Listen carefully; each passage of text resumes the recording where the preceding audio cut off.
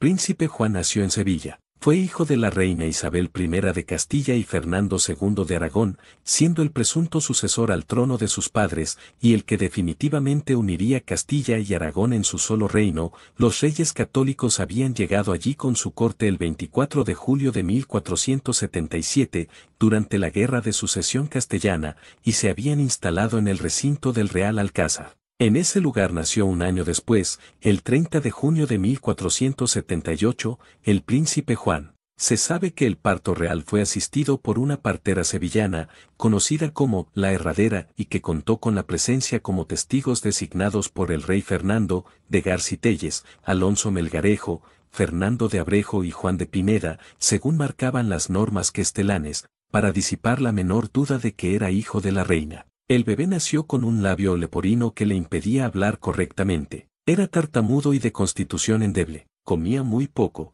vomitaba con frecuencia y a menudo se desmayaba. Isabel oró sin cesar por su salud e hizo ofrendas a la Virgen. Sin embargo, nadie apostaba demasiado por la vida del príncipe en sus primeros años. Cuando contaba 5, sin embargo, el muchachito ya tenía montada una pequeña corte formada por 5 amigos hijos de grandes de España, con quienes jugaba para crear un gobierno. Era un niño apacible, de gestos corteses, amante del arte, la poesía y la música. Cuando apenas tenía un año se pensó en casar a Juan con su prima Juana, la cual era supuesta hija de Enrique IV con su esposa. Sin embargo, debido a que muchos creían que Juana era en realidad ilegítima, fue expulsada de la línea de sucesión a favor de Isabel, madre de Juan. Por eso un matrimonio con Juana podría ser algo ventajoso, ya que eso haría que Juana renunciara a sus derechos dinásticos. Sin embargo, debido a que Juan era aún un bebé, se tenían que esperar más de 10 años para hacer el matrimonio. Aunque al final Juana se negó al matrimonio y prefirió vivir una vida religiosa. La educación de Juan fue supervisada estrictamente por su madre,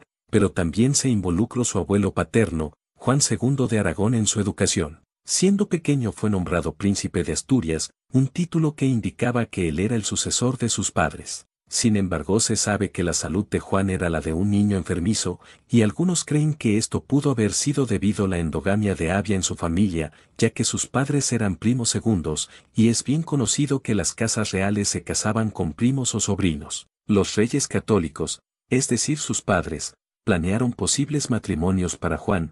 Uno de ellos fue con una de las hijas del rey inglés, Eduardo IV, Catalina de York, y en otro se pensó comprometer a Juan con una de las hijas de Francisco II de Bretaña, Ana de Bretaña. Aunque cuando Ana se casó con Maximiano I del Sacro Imperio Romano Germánico, se pensó en casar a Juan con una de las hijas de Maximiliano, más específicamente Margarita, aunque al final quien se casó con un miembro de la familia de Austria fue la hermana de Juan, Juana. Ya con casi 19 años, celebró los esponsales en la pequeña ermita de Santa Cecilia de Villasevil, Santiurde de Toranzoc y, posteriormente con más boato, en abril de 1497, en la Catedral de Burgos, con la archiduquesa Margarita de Austria, de 18 años. El matrimonio de Juan con Margarita se reporta que fue bastante feliz a pesar de ser un arreglo político. También se reportó que ambos estaban muy enamorados del uno del otro. Incluso Margarita se mudó a la residencia del príncipe de Asturias en Olmezán, pero al final se movieron a Salamanca. Sin embargo, la salud de Juan no mejoró,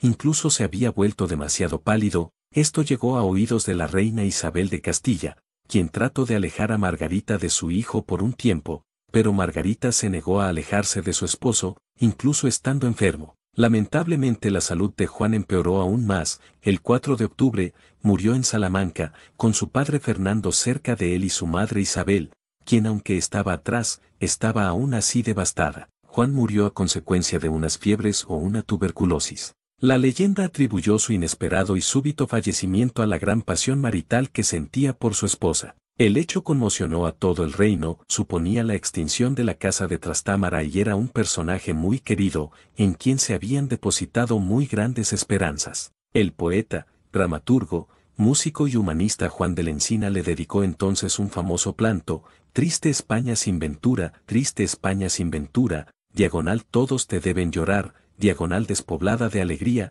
diagonal para nunca en ti tornar, diagonal tormentos, penas, dolores, diagonal te vinieron a poblar, diagonal sembróte Dios de place, diagonal porque naciese pesar. diagonal hízote la más dichosa, diagonal para más te lastimar, diagonal tus vitorias y triunfos, diagonal ya se hubieron de pagar, diagonal pues que tal pérdida pierdes, diagonal dime en qué podrás ganar, diagonal pierdes la luz de tu gloria, diagonal y el gozo de tu gozar, diagonal pierdes toda tu esperanza, diagonal no te queda que esperar, diagonal pierdes príncipe tan alto, diagonal hijo de reyes sin par, diagonal llora, llora, pues perdiste, diagonal quien te había de ensalcar, diagonal en su tierna juventud, diagonal te lo quiso Dios llevar, diagonal llevóte todo tu bien, diagonal de exote su desear, diagonal porque mueras, porque penes, diagonal sin dar fin a tu penar, diagonal de tan penosa tristura, diagonal no te esperes consolar. 4. Unos meses después, su mujer Margarita perdió el hijo que esperaba de don Juan. 5.